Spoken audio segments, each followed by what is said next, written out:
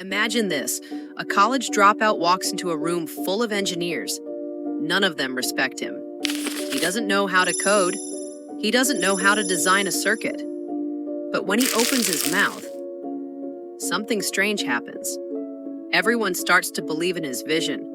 That man was Steve Jobs.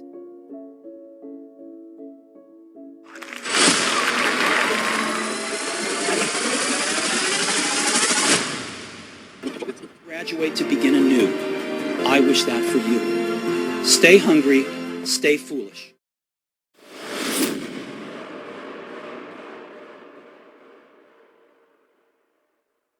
And this is the story of how an adopted child from California, who once lived in a garage, went on to build the world's most valuable company.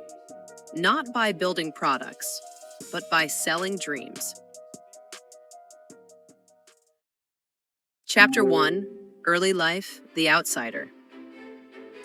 Steve Jobs was born in 1955 to a Syrian father and an American mother, but he was given up for adoption. His adoptive parents weren't wealthy. His father, Paul Jobs, was a mechanic.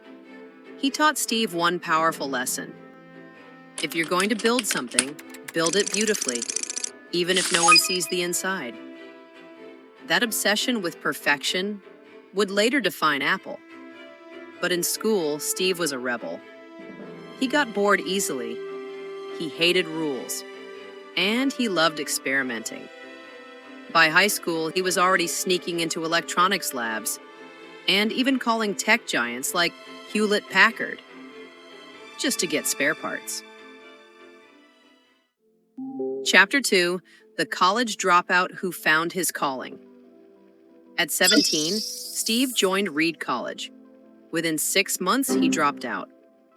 Why? Because he thought it was wasting his parents' savings. But here's the interesting part. He didn't leave the campus. Instead, he audited classes he loved, like calligraphy. At the time, it seemed useless. But years later, it gave the Mac its beautiful fonts and design. This shows us something crucial. Jobs wasn't just chasing money. He was chasing aesthetics, meaning, and experience. Chapter 3, Apple's Birth, The Garage Dream. In 1976, Jobs partnered with Steve Wozniak. Wozniak was an engineering genius. He could build, Jobs could sell. Together, in a small garage, they built the Apple I. But here's where Jobs was different. While other computer makers sold to hobbyists, Jobs imagined a computer on every desk in every home. He convinced investors. He pitched to customers. And he turned a small garage startup into Apple Computer. By 25, he was already a millionaire. Chapter 4, The Rise and Fall. Fired from his own company. But Jobs was difficult. He pushed people beyond limits. He was demanding, perfectionist, sometimes brutal. By 1985, after a power struggle with Apple's CEO, John Sculley, Steve Jobs was fired from the very company he founded. Most people would have quit. Jobs restarted. He built Next Computer. He bought Pixar. Pixar later gave us Toy Story, the first full-length animated movie. And eventually Pixar was sold to Disney for $7.4 billion. This phase taught Jobs something important. Great things need both art and business. Chapter 5, The Return, Selling a Revolution. In 1997, Apple was struggling, almost bankrupt. And that's when Jobs returned. What followed wasn't just a turnaround. It was a revolution. The iMac made computers colorful and fun. The iPod put 1,000 songs in your pocket. The iPhone turned a phone into a mini computer. And the iPad redefined personal devices once again. But here's the secret. Jobs wasn't selling products. He was selling stories. Chapter 6: The Master of Storytelling. Jobs' real genius was marketing. When he launched the iPod, he didn't say, "It has 5 gigabytes of storage."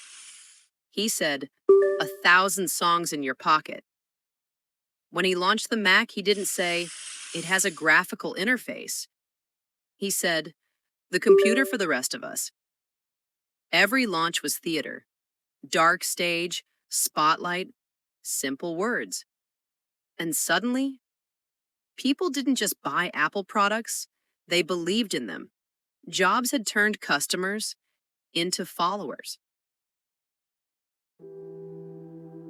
Chapter 7: The Final Years: Legacy. In 2003, Jobs was diagnosed with pancreatic cancer. But even as his health declined, his vision only grew stronger. In 2007, the iPhone was born. It didn't just change Apple, it changed the world. The way we work, the way we connect, the way we live. On October 5th, 2011, Steve Jobs passed away, but his philosophy still drives Apple today.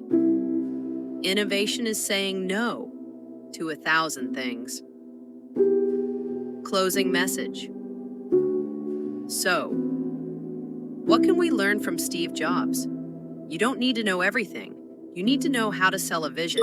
You don't need to be perfect, but you need to demand perfection.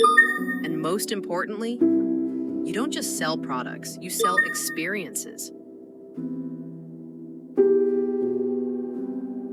Steve Jobs never wrote code. He never built circuits. But he sold the world on an idea. That technology isn't just about machines, it's about humanity. And that is why, even today, more than a decade after his death, we still carry his legacy right in our pockets. This was not just a story of Steve Jobs. This is the kind of story we uncover every month. This what me and my group studied and researched for a week. So follow Brand Lens and never miss the next one.